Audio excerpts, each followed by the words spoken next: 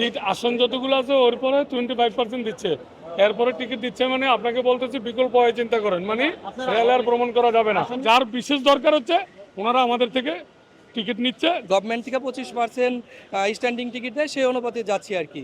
এর আগে যেরকম প্রবলেমগুলো ফেস করছি যে আসলে মানে স্ট্যান্ডিং টিকিটও পাওয়া যায়নি, বাট এবার যে স্ট্যান্ডিং টিকিট পেয়েছে এটা অনেক ভালো লাগছে।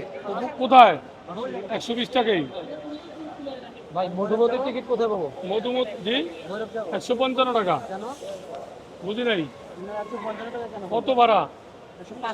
105 টাকা কাউন্টারে। আপনি যখন কাউন্টার 25% টিকিট দিচ্ছে আপনাকে স্ট্যান্ডিং, সিট আসন যতগুলো আছে ওর পরে 25% দিচ্ছে, এরপরে টিকিট দিচ্ছে। মানে আপনাকে বলতেছি বিকল্প হয় চিন্তা করেন, মানে রেল আর ভ্রমণ করা যাবে না। আসন নিচ্ছেন কত? বুঝি না, আসন নিচ্ছেন কত? না আসন নাই। আসন তো সব অনলাইনে, আসন আমাদের কাছে কিছু না। আমাদের হচ্ছে গেটে থাকা, যার বিশেষ প্রয়োজন স্ট্যান্ডিং টিকিটটা ইস্যু করা। তো আপনার ইচ্ছা আপনি নেবেন। এখান থেকে তো টাঙ্গাইল যমুনা সেতু এগুলা বন্ধ, সাধারণত ঈদের উপলক্ষে এদের স্ট্যান্ডিং টিকিটও বন্ধ। এই জন্য হচ্ছে আমি এইভাবে টিকিটটা কেটে ভিতরে যাচ্ছি এবং এইভাবে স্ট্যান্ডিং অবস্থায় যেতে হবে, যেটা গভর্নমেন্ট থেকে 25% স্ট্যান্ডিং টিকিট দেয়, সেই অনুপাতে যাচ্ছি আর কি।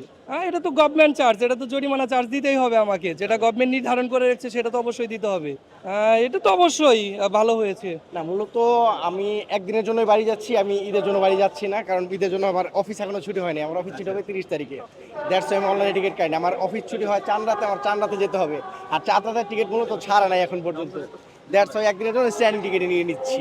এর আগে যেরকম প্রবলেমগুলো ফেস করছি যে আসলে মানে স্ট্যান্ডিং টিকিটও পাওয়া যায়নি, বাট এবার যে স্ট্যান্ডিং টিকিট পেয়েছে এটা অনেক ভালো লাগছে। আমি তো ওইখানে তো যে গাড়ি সারা টাইম হয়ে গেছে, এখন তো স্ট্যান্ডিং টিকিটের কাউন্টার থেকে দিবে না, এই জন্য আমি এখান থেকে টিকিট নিয়ে নিলাম। বেশি নিচে বলতে এটা তো এই সিস্টেম তো শুধু আজকের জন্য না, এটা তো সরকার যে নিয়ম করছে ওই নিয়ম অনুযায়ী ওনারা রাখছে না। আমি তো দূরের না নরসিংদীর, আমার ইমার্জেন্সি একটা কাজ ছিল, এই জন্য আসছিলাম। এখন কাজ শেষ, এই জন্য আর সিটের আর করি না আর কি। আমরা মূলত টিকিট দিচ্ছি না, আমরা হচ্ছে যাত্রীকে বিনা টিকিটে যারা আসতেছে কাউন্টার মূল আসন সহ যে টিকিটগুলো দিচ্ছে, এরপরে 25% টিকিট দিচ্ছে স্ট্যান্ডিং। দেন আমাদের কাজ হচ্ছে গেটে চেক দিয়ে যাত্রীকে প্রতিহত করা বিনা টিকিটে যাত্রীদের, আর টিকিটধারী যাত্রীদের পস মেশিনের মাধ্যমে ভেরিফাই করে দেন ভিতরে প্রবেশ করানো। টিকিটধারী যারা আছে ওই টিকিটগুলো আমরা স্ক্যান করি টিকিটটা ঠিক আছে কিনা, দেন ভিতরে প্রবেশ করতে দিই। আর হচ্ছে 25% স্ট্যান্ডিং টিকিট ইস্যু করতেছে, এরপরে আমরা বাকি যাত্রীকে গেটে প্রতিহত করতেছি।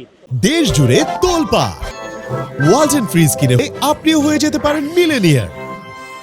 ইভেন যার বিশেষ দরকার হচ্ছে, যেমন টিটি ট্রাভেলিং টিকিট এক্সামিনার, ওনার কাজ হচ্ছে আপনার ট্রেনে টিকিট দেওয়া আর প্ল্যাটফর্মের ভিতরে যখন প্রবেশ করবে তখন টিকিট দেওয়া।